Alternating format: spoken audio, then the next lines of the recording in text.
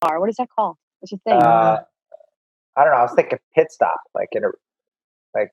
Yeah, I'm not sure what the term. I don't know is. what you're talking about, Trisha. Corey, It's an Artemis, isn't it? I'm like, wait, that's not it. You could stop at Kinsman Brewing. A bar crawl. Crawl. That's How what do you guys not know that? Bar I crawl. want a food crawl. Now that you said it, yeah. I want a food crawl. Yeah, now that you along said the trail. bar crawl, but your charade. When you go from bar to bar drinking a drink at each bar, clues. That's not bar crawl to you? No. That's like that's the best definition that's a regular ever. Friday night. Maybe in my 20s. I want a food crawl down the trail. Like I want to so often I want to get like fried pickles, French fries, fried zucchini. Like who can set that up? Someone make pizza. that happen. You got to stop at Kinsman. There's pizza right off the trail. You can go there, and then you keep going, and you could end up in Southington. There's all those outdoor restaurants. If you want to have a really good time, what you got to do is start in New Haven. Oh, I just worked your way up. The reward is if you survive the trip out of New Haven and through Hamden. And it doesn't scare me, Corey. New Haven does not scare me. Okay. Does the trail go all the way down to New Haven? It starts in Yale. Yeah. Oh my God! What? Wow. It goes all the way up to Massachusetts. It's 80 miles long. I didn't know that. You could literally do a round trip 160 miles. Imagine that. These are all things that you guys would have learned if you listened to just 6 of our episodes. Now go back and listen. Wow, I know so much about Cheshire. And we talk about all this stuff. Corey, can you set up with when Ball and Socket opens, when they have like a brew tap house? Can you add? Let's do like a pub crawl along the trail with pub food and like I guess you don't want to drink and bike. Yeah, you do. Or maybe just a little bit. Yeah, because I want a margarita at Enchiladas. Like, can we add that on there? You never been to Martha's Vineyard getting hammered riding around on bicycles? I've been riding around bicycles in Martha's Vineyard, but I was not hammered. Oh yeah, I was hammered. I was so hammered I thought I could ride to Massachusetts. And then somebody said, "You're in Massachusetts." I said, "No, the other one, the real one, the landlocked part." All right, let's get this show on the road because I mean, what is it? Is it Thursday already? Yeah, we just been waiting for you to say go. Me, You're the boss, Corey. Go ahead, shoot. Oh, now I see I'm we're the recording. boss. For now. Your screen's all jacked up. Again? Yep, I can see the bottom. Jack. Anyway. Oh, that screen. That's easy. Yep. Better? It'll do. It's not better, but just tell me. Yeah, that's fine. Listen, stop being so exasperated. It can be fixed. I've had a very long day. I can tell. Corey. It'll be okay. It'll be all right. All the women in my life are trying to kill me. You only have 2 women in your life, and one's a teenage daughter. I believe you. No, you are a woman in my life. You are trying to kill me with all these shows. This is trying to kill you? Yes. Oh, I am. I apologize. Because you forget about how it takes like 4 hours per episode to like prepare it. Anyway. Blame the brothers. No, I'm blaming you. I know. I'm sorry I overbooked you. It's all right. I did. Okay. They'll be all really big, important shows too. My bad. That's my good. bus. Can you still see the bottom of my green screen? No. Mm. Okay. Hey everybody, welcome to the chat.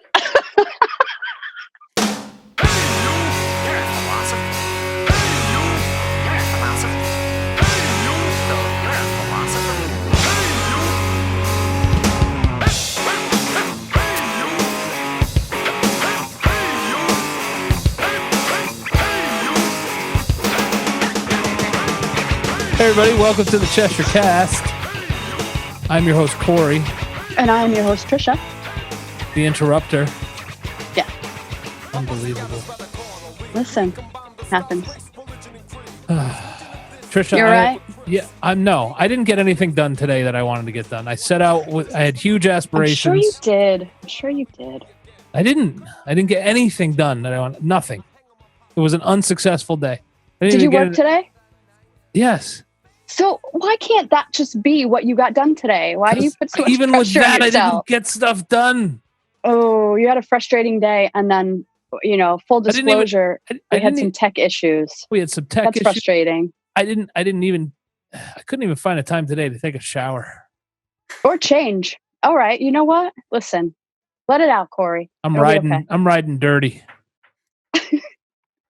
Doesn't that mean you're carrying in your car? I don't know. I don't know. I don't think that means what you think it means. No, it literally means I guess I'm podcasting dirty then. Whatever. Shut up. All right. Shut up. No, you shut up. Everybody shut up. You. Everybody stop talking. All right, Corey. So I'm sorry you had such a tough day. It's tough being home for you. It is. Yes. I get it. You're the extrovert of the two. I'm in all my glory watching birds hatch. I think Jen is too. I know. It's fun having everybody home, but with space to go, and sorry. I'm sorry. I know a few other extroverts. As a matter of fact, I know a lot of extroverts, and they're suffering, and I apologize. And it will get better. Well, the one thing I learned through this quarantine is that I would be ill prepared to survive on a desert island if I was ever in a FedEx plane that crashed in the ocean. I guess it depends on what washes up, right? That was referencing Castaway, by the way. Wilson? Mm-hmm. Mm-hmm. Are you making sure I got that reference? Everybody would get that. Even I would get that reference. Well, sometimes I don't know. No, I got that one. But yeah, we're doing a string of shows all about important and interesting topics. What do you mean, uh-oh? You kind of you roboted in and out. I have a nervousness about the tech today. I think everybody's home and using the interwebs. Well, then quickly introduce our guests. All right. Tonight on our show, we have the COO, Mario, his brother, Nick, who's the CIO, D'Aquila from Assisted Living, Inc., which is over on 290 Highland Avenue in Cheshire. Hey, guys. Good evening. How are you? That's Mario. Thank you guys for coming in. And say hi, Nick, again. So you. Hi, how are you? Thank you for having us on, too. That's Nick. And you guys are welcome. Are biological brothers? Yes. Correct. Yeah. It's a family business. Yeah, no, they it's like my own kids, where one of you clearly inherited your father's complexion and one of you clearly inherited your mother's complexion. I think it's just the lighting in the room. I got my mom's. I have the beard here, you see?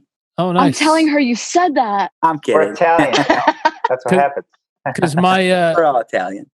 my son clearly got my wife's complexion, and my daughter, she's inherited mine, and you look at them together. You're a bit paler than Jen. I am. Well, she's more olivey. She is. That's because she's not European like I am. Northern European. You're right. She's probably Southern European. Portuguese. Yeah. Wherever that is. I'm all northern too. I'm not doing geography today. No, yeah. I'm Irish and Polish. So anyway. Only two? No. There's that. Okay, so instead of doing the show about Nick and Mario, let's talk about my heritage. Well, we're talking about genealogy, and they have a really good, in with grandparents. So we're genealogy. We get our nationalities from our grandparents. It all ties together. See, I was trying to set up the joke. I don't know what I was trying to do. So anyway, you guys work with Dad though, and Mom. Oh wait, Mom works there too. Oh yeah, totally. I missed that. Give us the rundown. I missed that in my joke. Or not my joke. Sorry, my notes. Corey, my notes right here. Not my joke. It'll be okay, Corey. Oof. We're gonna be okay. Yes, we will. I don't see your mom mentioned in my notes. I'm sorry. No problem. Pretty much fully family owned and operated. Again, Nick's the CIO, COO. My mom's the CFO and my dad's the CEO. Pretty much what happened was 25, 26 years ago, our great grandfather actually, obviously he was aging, he was in his 90s, and he was beginning to show signs of forgetfulness, right? I mean, he was a really sharp guy, and we would notice that he was I wouldn't notice, I was very young back then, but we were noticing that he was leaving money on the table when he was at restaurants, like hundreds of dollars, right? He would just leave stacks, and he would be calling people that passed away, right? Think weird things. Started to see signs. Truly started to see signs. He would wander at night, and then really the straw that broke the camel's back was that one night, it was actually in the winter, about January. We heard a knock on the back door. It was really early morning, like 2 a.m., right? And it was a really frigid night. And he was knocking on the back door, and he was just in his raincoat, right? And he's like, "Hey, when's dinner?"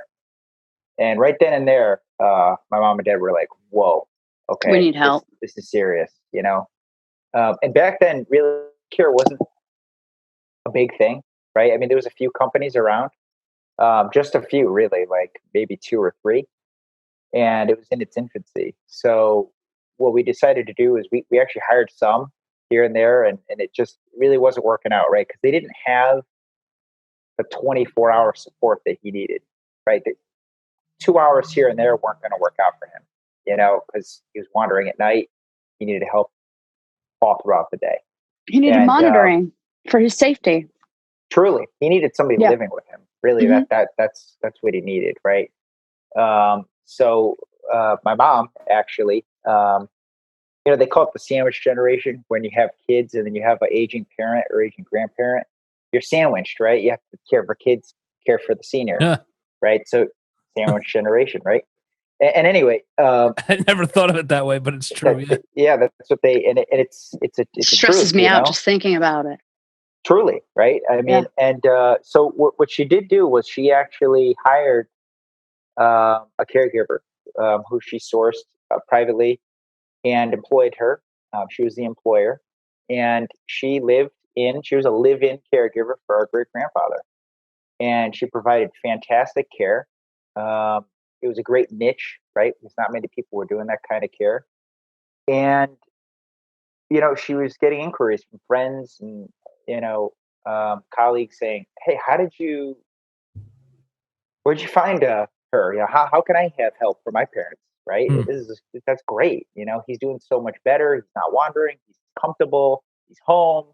What were the alternatives if she didn't find someone? What are the alternatives? Right. Well, now it's evolved, right? But back then, nursing home. That's it. Long-term care facility, and that is it. To define that term, just not only for me, but for people that are listening, what you're referring to back then would be a room?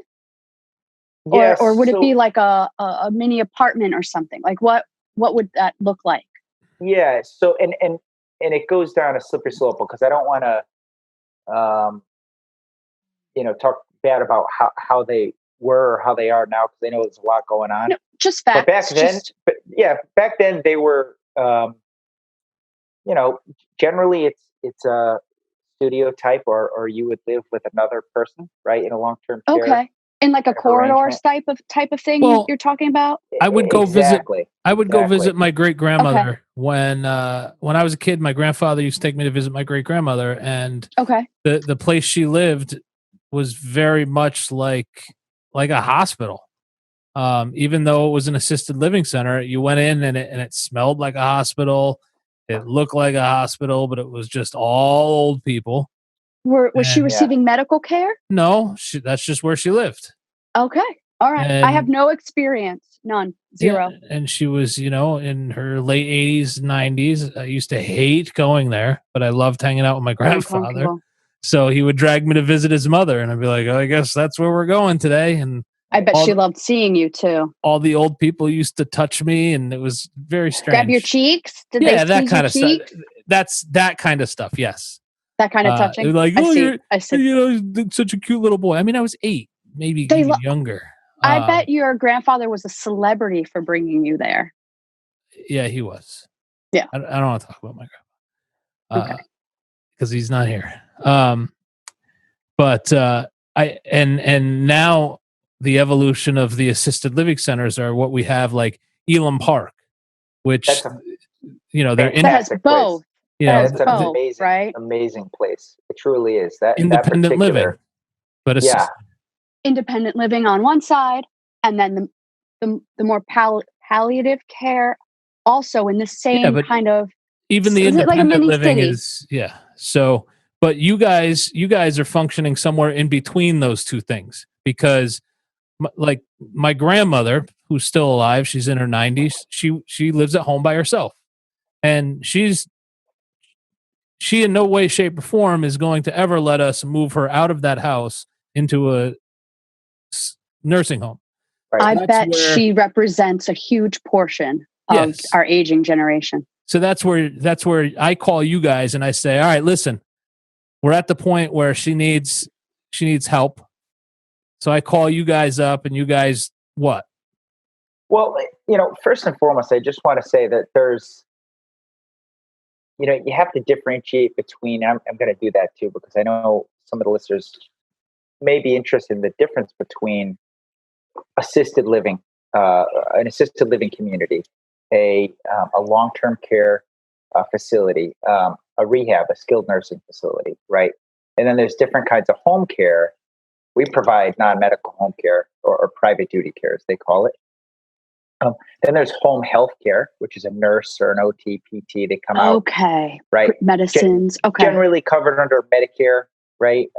Some private pay. But now, kind of back to where my great-grandfather was back then, it would just be a long-term care facility or a nursing home, right? That's where you'd put him. And, Corey, as you were saying, that it was an institutionalized type of living, right? A little more medical, 24 hour support though. I mean, truly, if they needed anything medical, they generally had it there to provide for them.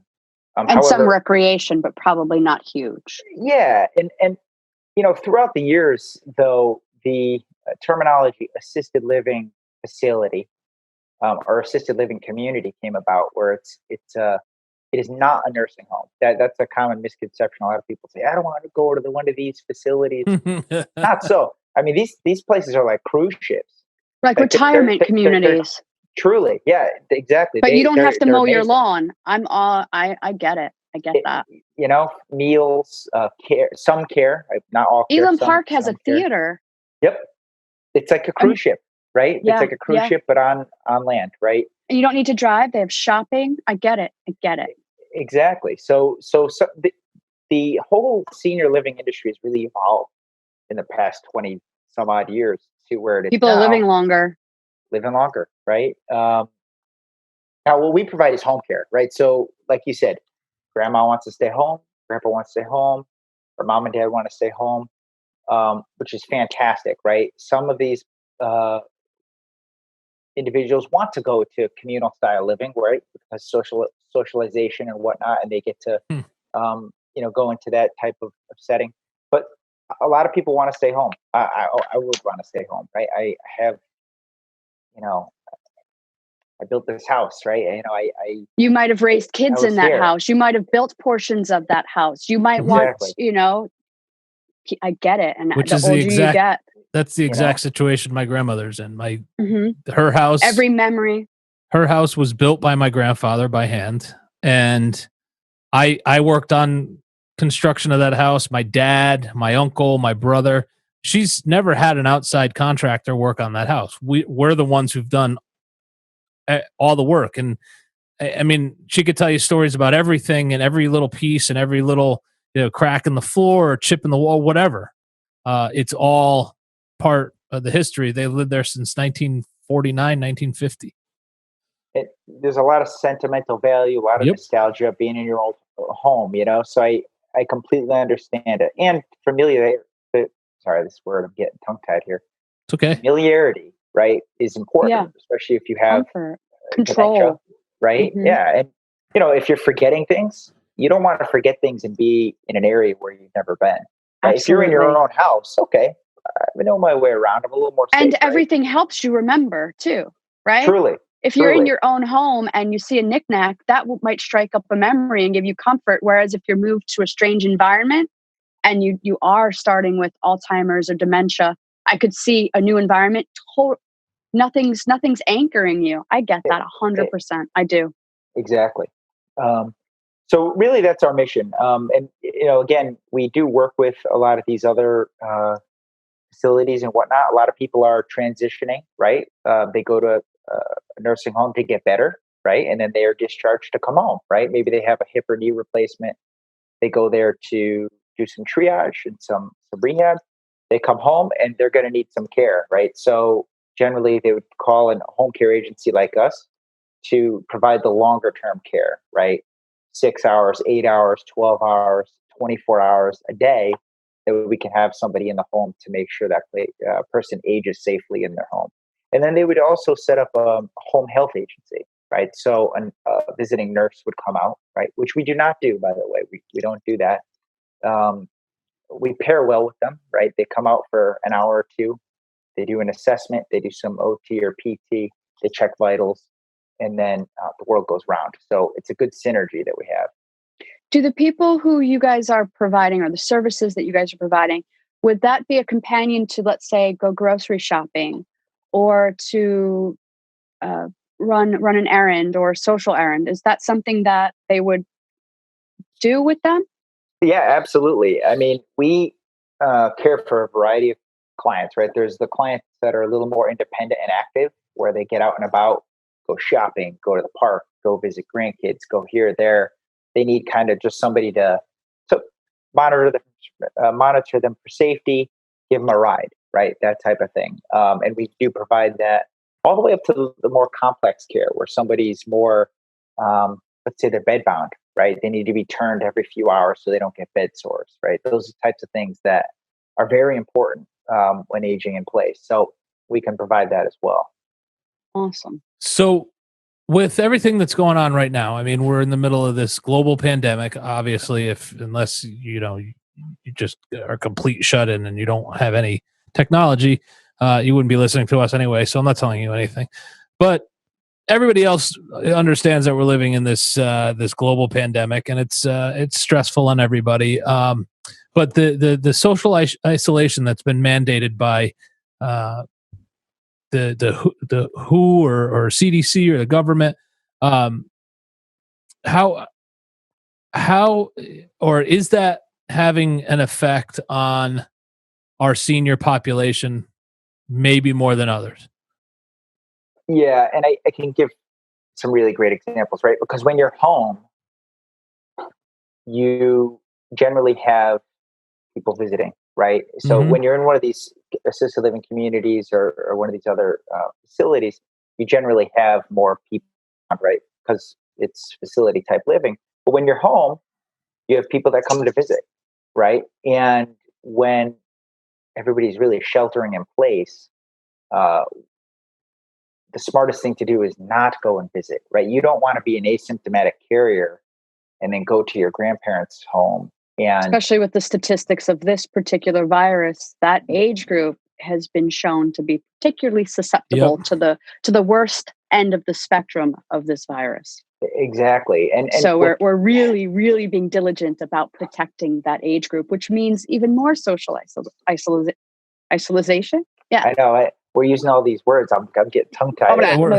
Oh, don't worry about it. It'll happen to me. Truly, though, and so you combine that with maybe people who are a little more homebound, right? Maybe they're not getting the visitors that they once did, just because of the situation we're in. And then you get the clientele that do get out and about, right? They used to go to the store with their caregiver. They used to go visit their grandkids. Guess what? You shouldn't be doing that right now. So the social isolation piece is it's taken a toll on people's psyche, particularly seniors, right? As you kind of feel a little shut in. It affects your health too. It does.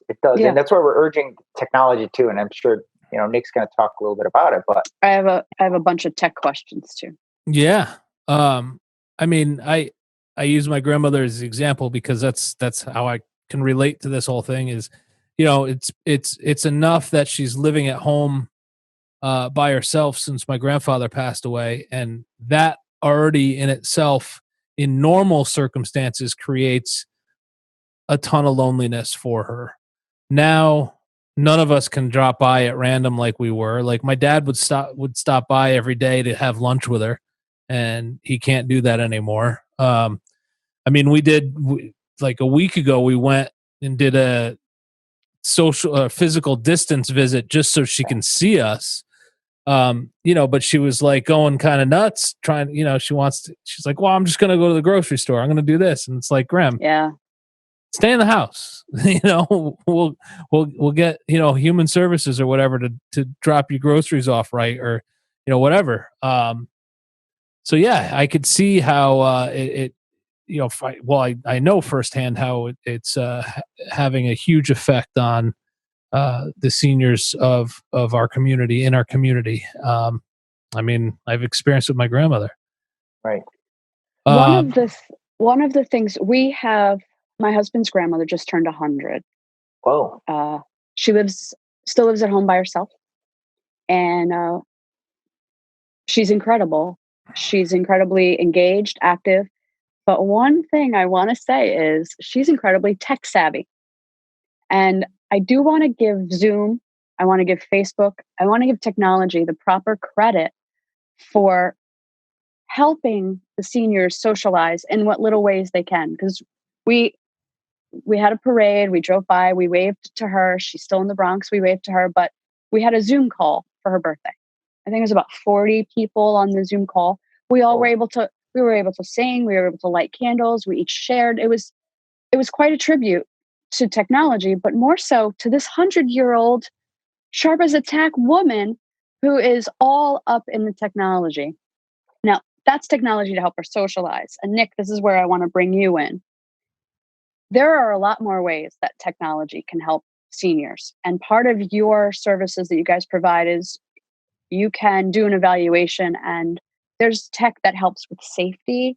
There's tech that helps with, can you bring us there? Because it's stuff I've never thought about any of that. Good.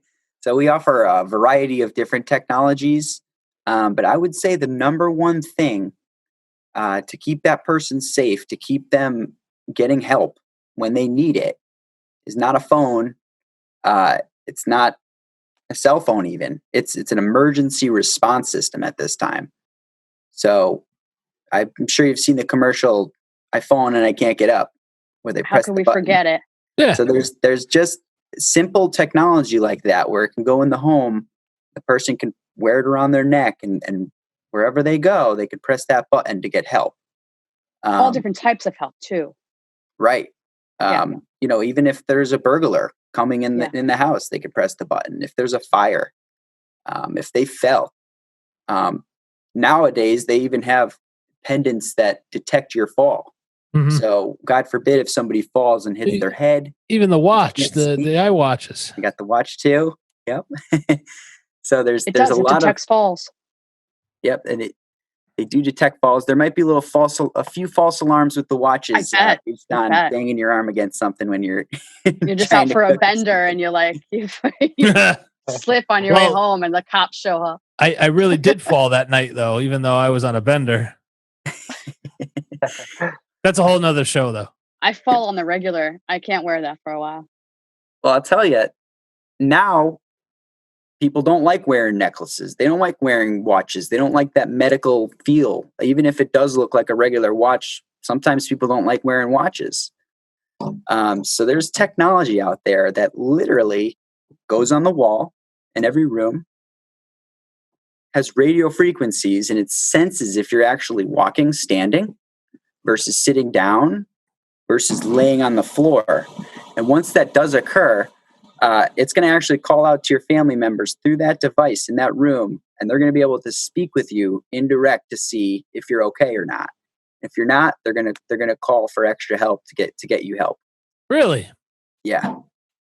Huh. It's the future, but it's here. It's the future of staying home while you're aging. People want to do that. It's the more financially acceptable living. It's right. That particular technology, because I don't want to get too far away from it and make the question irrelevant, but is that a technology that you have some sort of license on, or is it a technology you've developed, or are you partnered with somebody? How does it come into play with your business model?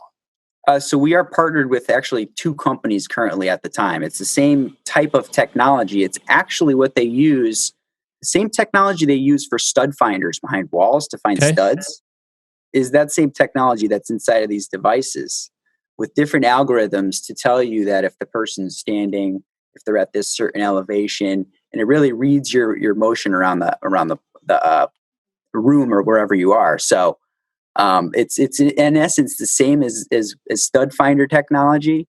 I test every single device that was it echolocation? What does it use? It's radio frequencies. Radio frequency, and it bounces back. Okay, fair enough. I got to tell you, like radar.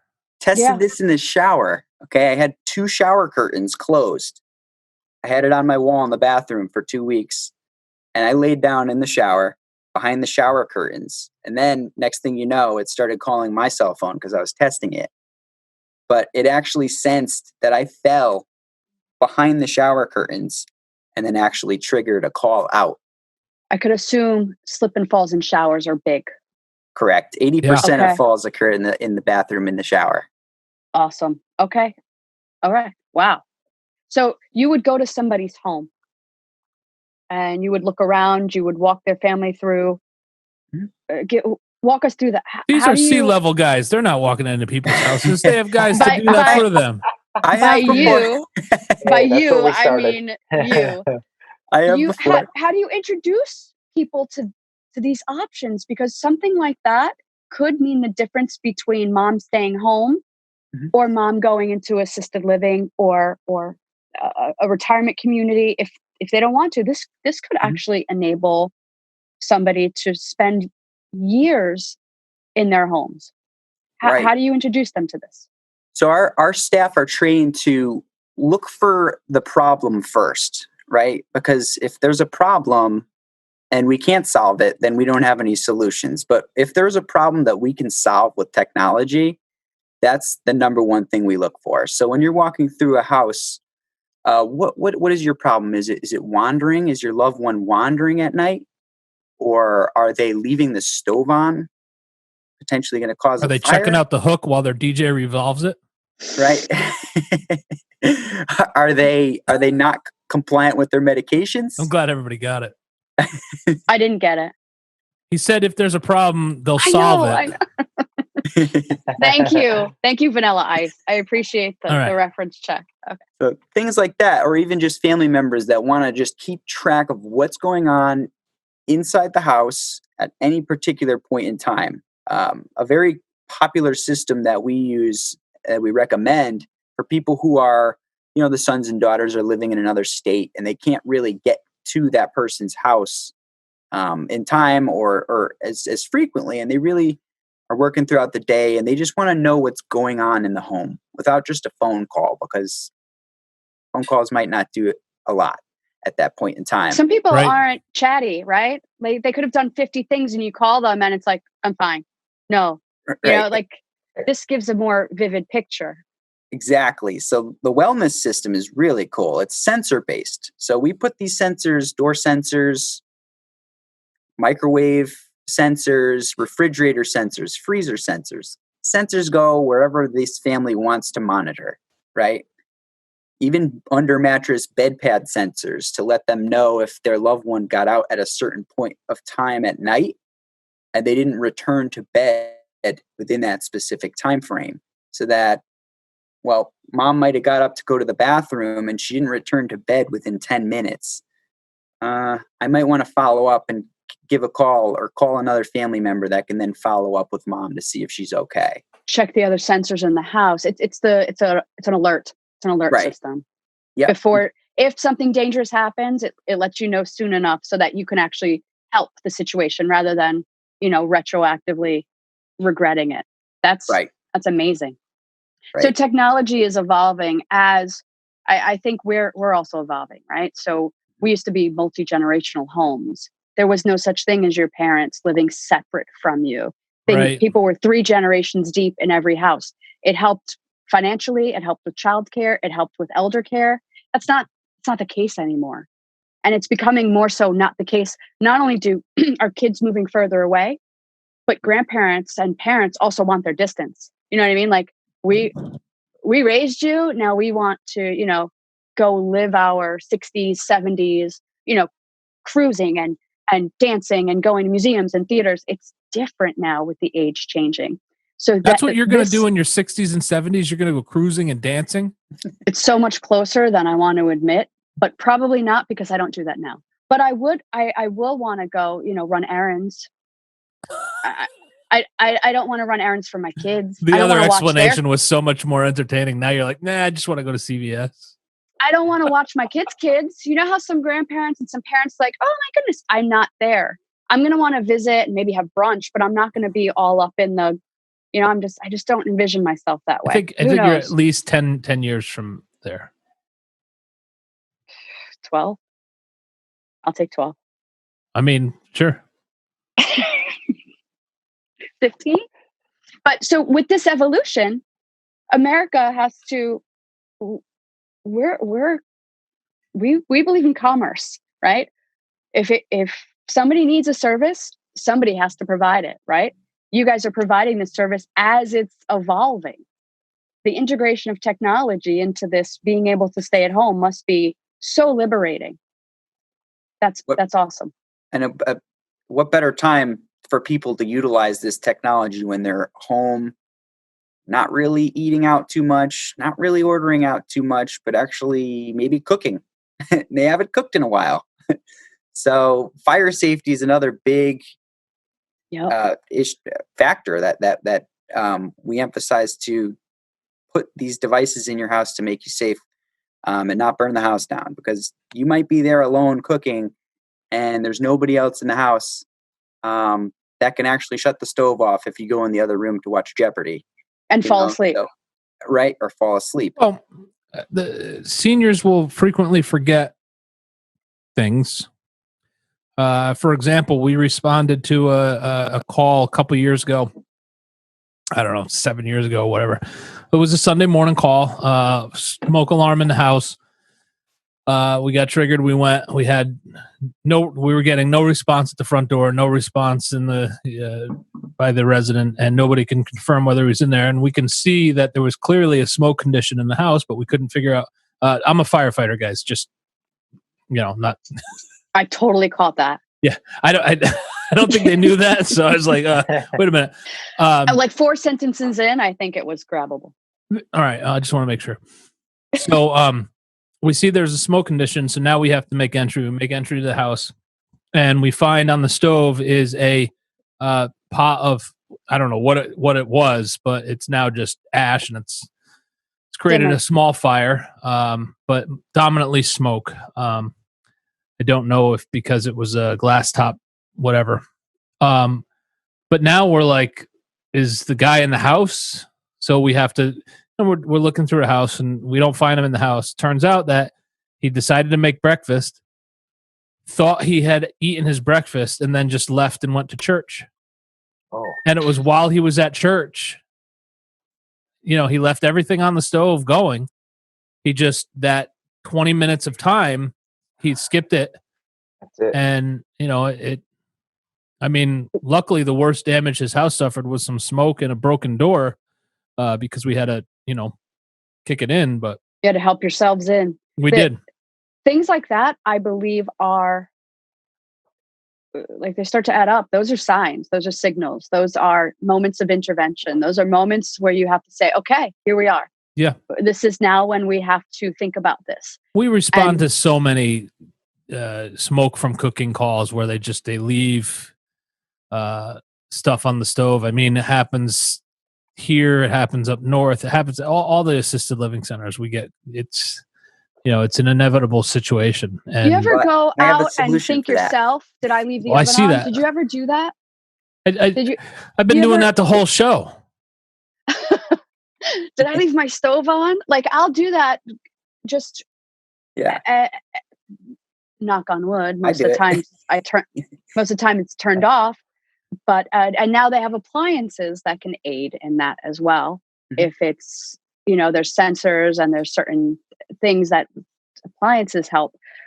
But there's nothing like having somebody in the house with your aging loved one to make sure that. Yeah, but Trisha, doesn't happen. Yeah, these guys have a solution for that stuff. I do have a solution. What is it? Tell me. It's called the Cook Stop. it's a device. It plugs into your stove, and it mounts right above the stove, maybe under the cabinets, and it senses motion in the kitchen. So as soon as you turn your stove on, it's sensing your motion, right? And if you're moving around, you're cooking in the kitchen, let's say the phone rings in the other room, you go in, and then there's no motion. So what it does is start a countdown timer, and it's typically at 5 minutes. And once it hits to 0, it's going to shut the stove down until the person goes back in and says, well, why is my stove off? Oh. And they press cook again. So it'll keep repeating that over and over again. As soon as you leave that kitchen, it's going to count down and it's going to shut the stove off. You can even lock this device out. You can actually restrict the stove from cooking for a period of time. Let's say you don't want the person to cook overnight from 9 p.m. to 6 a.m. in the morning, because maybe they will fall asleep at that time. You can actually restrict the stove from actually operating at that time with this device. Sounds like things that people put on their kids' iPads. Yeah. Like, no. The other thing that we respond to is not only smoke from cooking on the stove, but microwaves. So is there a technology that handles that same thing? There is. Actually, most hospitalizations are due to microwave. The most cooking incidents with cooking devices is due to microwaves. You are correct. Know if it's due to the fire or due to somebody putting metal in it or what they do, but is it a fire? It's usually metal. Injury? Right.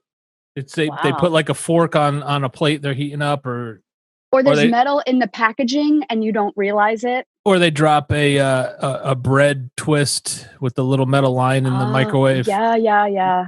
Oh, wow. I did that. I couldn't understand what was smelling in my kitchen. I'm like, what is that? What is that? And I go in and my microwave's on fire. I was reheating a little bag of Chinese, those fried wontons, and it was in that wax bag. And they had originally sealed it and put a little staple in it. So when we ripped it open, we just ripped open the bag. And when I reheated them, that little staple was still in the wax paper. Everybody does it, even the most mindful. But I'm going to look for that now. Yeah. Another culprit is the handle on the Chinese food takeouts too. Oh, yeah. You only have to do that once or twice. We do have microwave shut-off devices as well. So if you have any freestanding table microwave, this device is called the Safety Microwave Sensor, and it's pretty much senses the smoke outside of the microwave vent. And if you're cooking something for too long, let's say you put ramen noodles in there without any water in it, and it starts smoking, it's going to sense the smoke and shut that microwave right off to prevent any further damage or fires. Brilliant. I'm sure there's stuff that you've seen and had to solve that we don't even know exists yet. But this is a service you provide. You go in and somebody's curious. These are my options. You are an option. Come in, look at the house, tell us what we can do if it could be safe. And you're saying it's totally dependent on the individual needs of the person who you're providing for, because everybody's different. And you provide this huge spectrum of options. Not Correct. only you're educating the family as to their options, and you are you guys like contractors where you find the person, or do you have people on staff that you assign? Like how does that aspect work? Well, people typically reach out to us through our website, through our marketing. They see us on TV, on the news. They'll reach out and say, and they typically reach out with a specific issue. It's typically like, well, my mom wanders a lot and I need to figure out how I can get her to be safe. Well, maybe I'm living with my mom and I need to know when I'm washing dishes if my mom's going to sneak out the back door.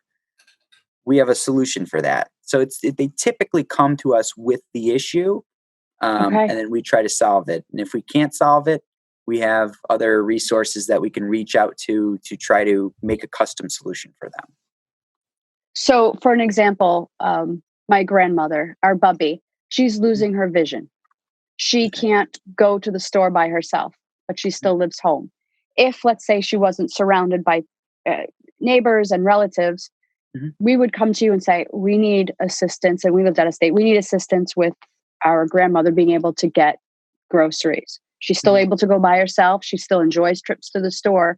And you guys would say, okay, this is something that we can help with. And here are some options. Right. Correct. Okay. So with vision, we do have partners like CapTel, like those different types of Braille phones or speaker phones that we partner with. For someone with vision issues who's walking to the store, I recommend a mobile emergency response system, so they could bring that with them wherever they go. And you, as a granddaughter or a family member, can go on your app and track that device. Say, where is she right now? Is she lost? Well, is she still at the store? Right. Yeah. Or maybe she calls you and says, I don't know where I am. It's getting dark out. I need help. Can you help me? Well, if you did have the app, you could see where she is, her location, go there and help her home safely. You're providing a whole other level of independence. That's awesome. So I wanna ask you guys, why Cheshire? Why bring the business to Cheshire?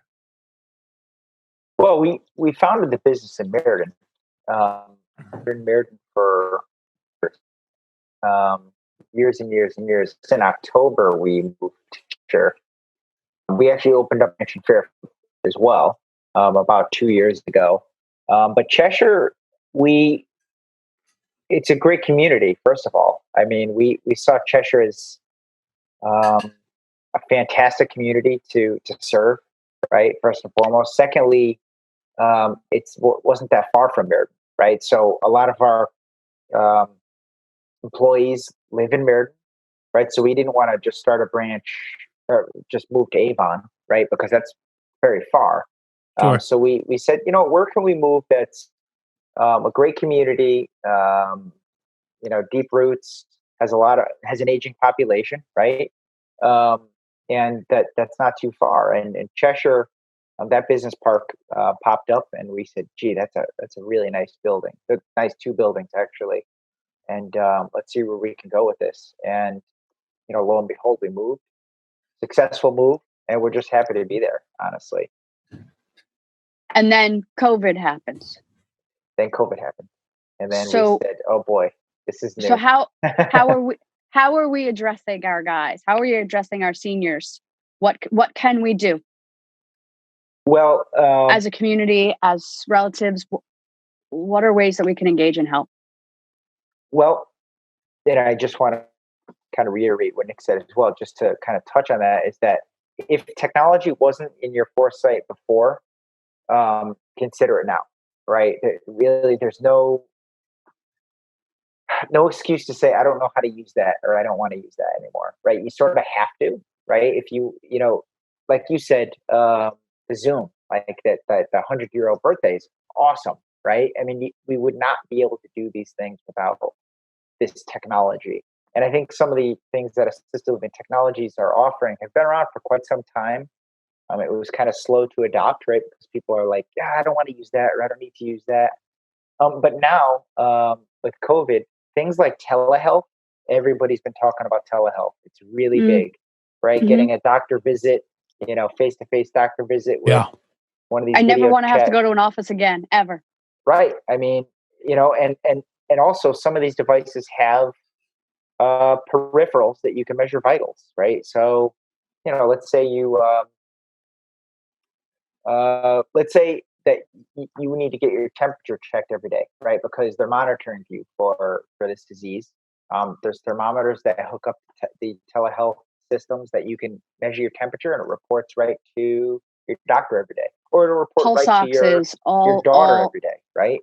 There's machines that you put your finger on and it gets EKG. I mean, yes, okay, technology, and that also helps them feel connected, because they're seeing people's faces and they're able to talk and they don't have to hold anything, and you're just it's virtual, but there's better than nothing. AED, right? Yeah, the AED devices that you can hook up to people, and it will allow a doctor to see the vitals from the device while you're waiting for medics. They're like Wi-Fi connected.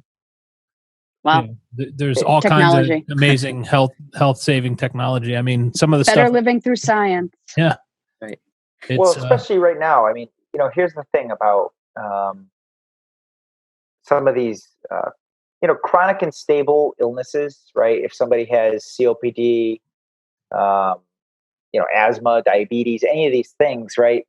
With telehealth and with technology, they can supplement their visits, right? So instead of going out into an area where they might, the risk is higher, right? When you get out and about and you're around people, instead of going for a checkup for that type of thing, if you do have some telehealth peripherals and telemedicine in the home or remote monitoring, you can kind of project your vitals throughout without having to go somewhere, right? And again, I know we talked about loneliness, right? That's sometimes people's excitement is getting out. Hey, I'm getting out. I'm going to the doctor's today, right?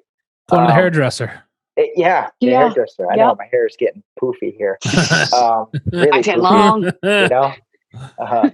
But that's an issue, and we just want to say that people need to accept technology. They need to do these Zoom chats. They need to get on Skype if you're not using it, right? They need to use their cell phone.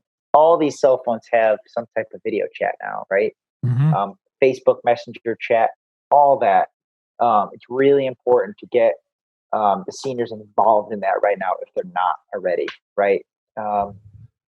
So very important. And I can go on to the other section that I had here regarding kind of the mental health as well of people that are isolated, right? Is that a scared maybe? Yeah. Scared, depressed, right? Some anxious, right? So I always highlighted this. I tell my team every day, if they're talking to their clients, they're talking to families, I always say, check up on mom or dad every day. Just check up on them. Give them a call. Just 2-minute phone call. Hey, mom, how you doing today?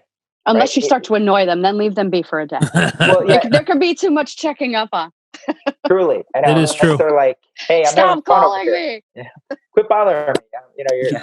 But really, isolation is an issue, right? Yeah, it could lead to problems later on down the road. So it's important that you do check up on yours daily. Make social interaction a priority. I just highlighted going on FaceTime, WhatsApp, Zoom, Skype, Google Hangouts. There's a big difference from being on the phone than doing what we're doing right now, face to face. Huge difference. You could see the expression on their face. Yeah.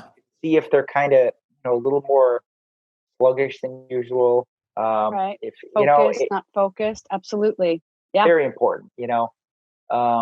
So the few minutes that we have left, I'm gonna let you guys do a choose your own interview here. Okay. So I'm gonna say you can choose between, we're going to do both of them, but you can choose which one's first. We could do the serious one or we can do the fun comedy one. Which way do you want to go right now? I like ending on comedy. Okay. So serious first then. So we'll do the serious. Yeah. So first of all, I love the fact that your company is a family oriented business. I think that's wonderful. And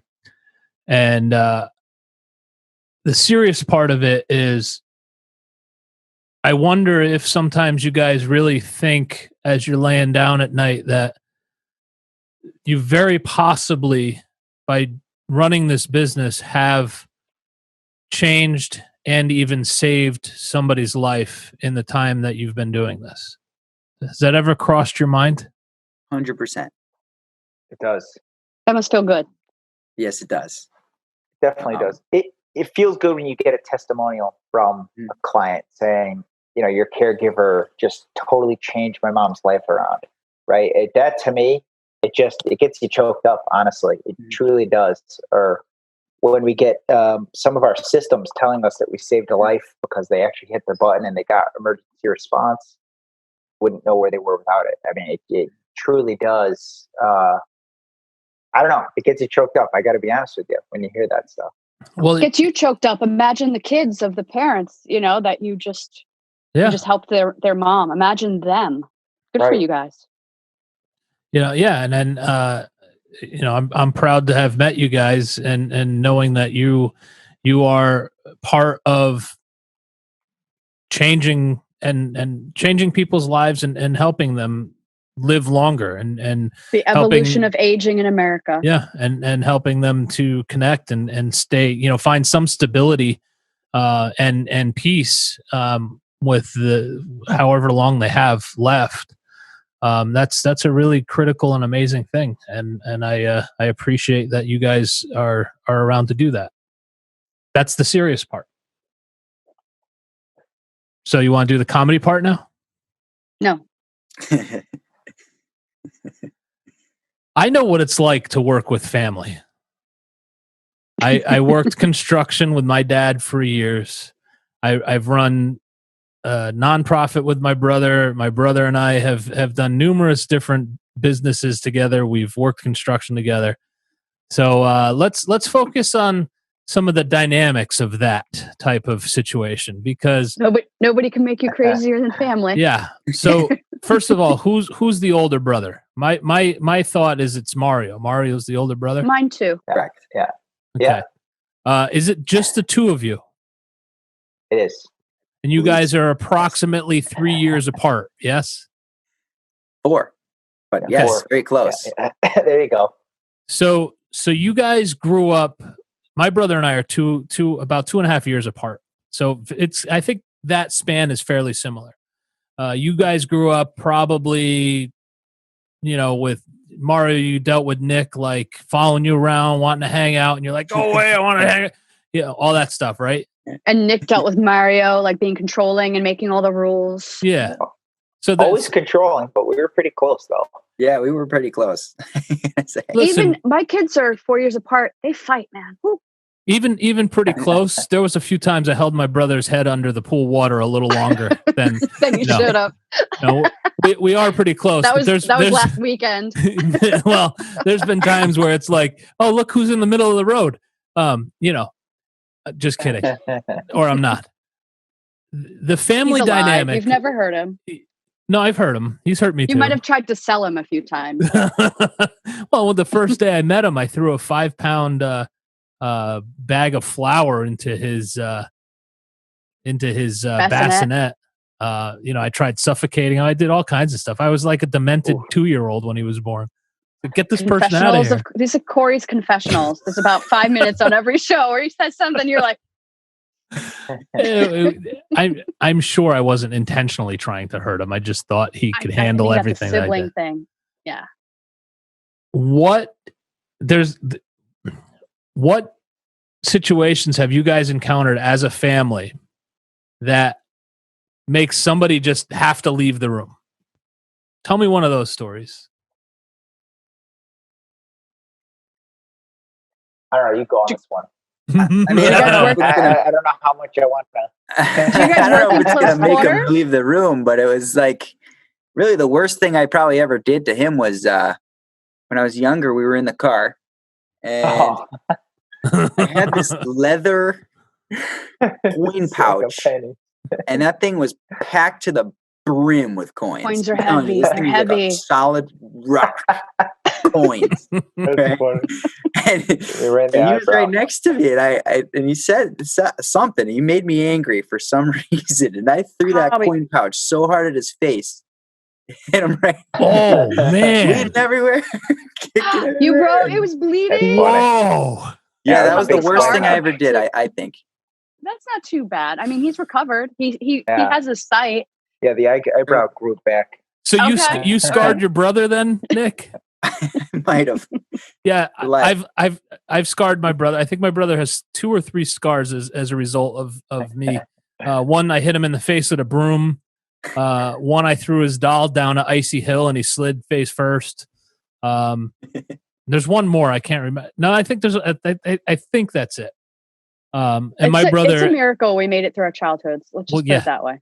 But and my brother's the younger one, and my mom always used to tell me, so my dad, sort of everybody in the family would say, "Oh, one day he's going to be bigger than you. One day he's going to be bigger than you." My brother ended up going to West Point and then joining, becoming an infantry officer for the 287th Infantry 10th Mountain. Worked special ops in Afghanistan. He not only was he bigger than me, but he was also trained to kill me professionally. Didn't he play hockey? Yeah, he played Wasn't hockey. he a hockey player? You don't want to, yeah. I was a musician. He was playing hockey. So there came a point you were the where long-haired metal guy. Yeah, I was. And that's the dynamics of family. But, right. working with your family can be both insanely rewarding and tremendously frustrating. But was it your dad and your mom who brought you guys in? So you guys have been doing, this is all you've done? No. We were into construction for years, actually. We did worked for a few construction companies all throughout our younger life, really. Graduating college, worked for construction companies doing field engineering and whatnot. And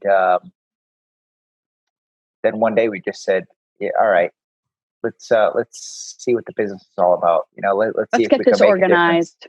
Mm-hmm. Yeah, let's see if we can make a difference, And at first they were like, no, nope, you can't do that. You're not coming in, right? And so we're like, God damn. So you're like, but technology. That's where we both started the technology company. So the technology company was very, very small.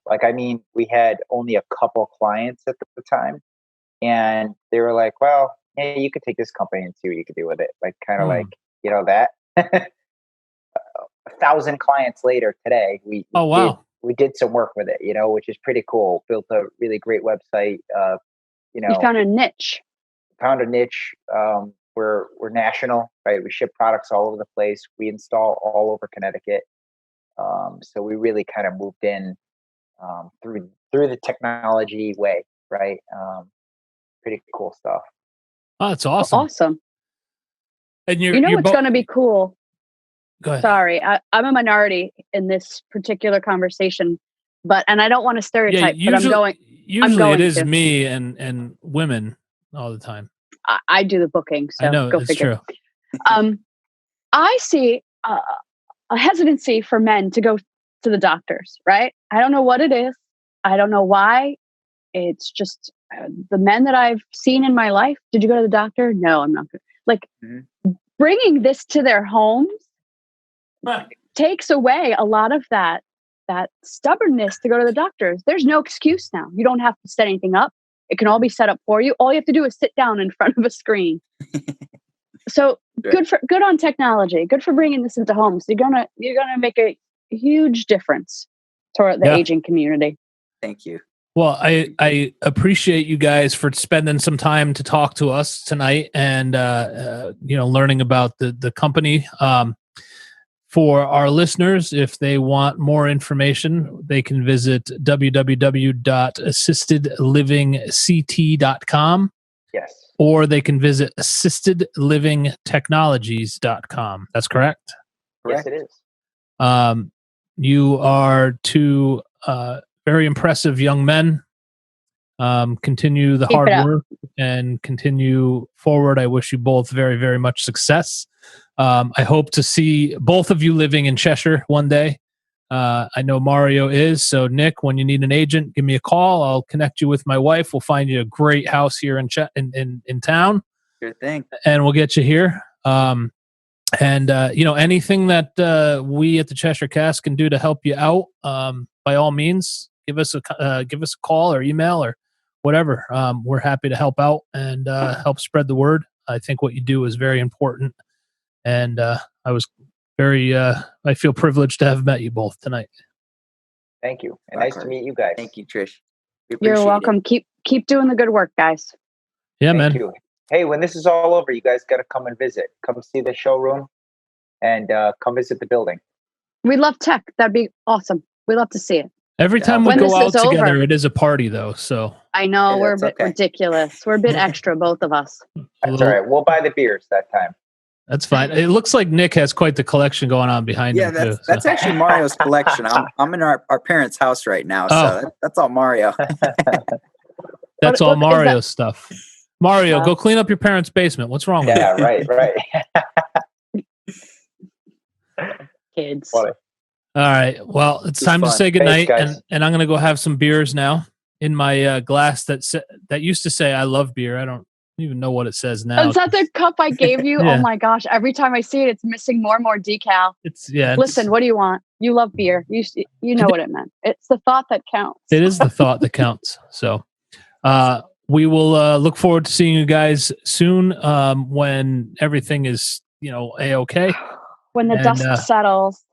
Well, it's been a show, so thank you again, Nick and Mario, for joining us. Trisha, again, thanks for being my co-host. I don't know how you tolerate me. Sometimes I have trouble tolerating me. It's mutual, Corey. It's mutual. Know. Yeah, I guess. Remember to visit our our Patreon. Sign up to support the show at whatever level that you want. Preferably the highest one there is, which I think is $1 million a month. That would be awesome.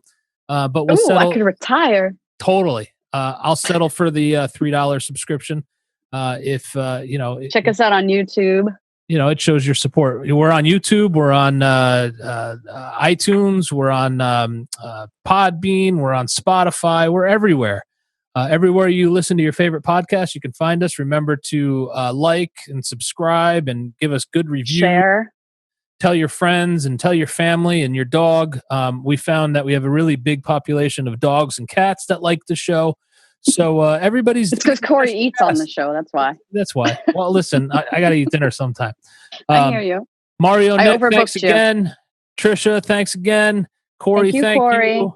That's weird to talk about myself in the third person. We'll see y'all later. Have a good night. Goodbye. Everybody be well. Night. Good night, guys.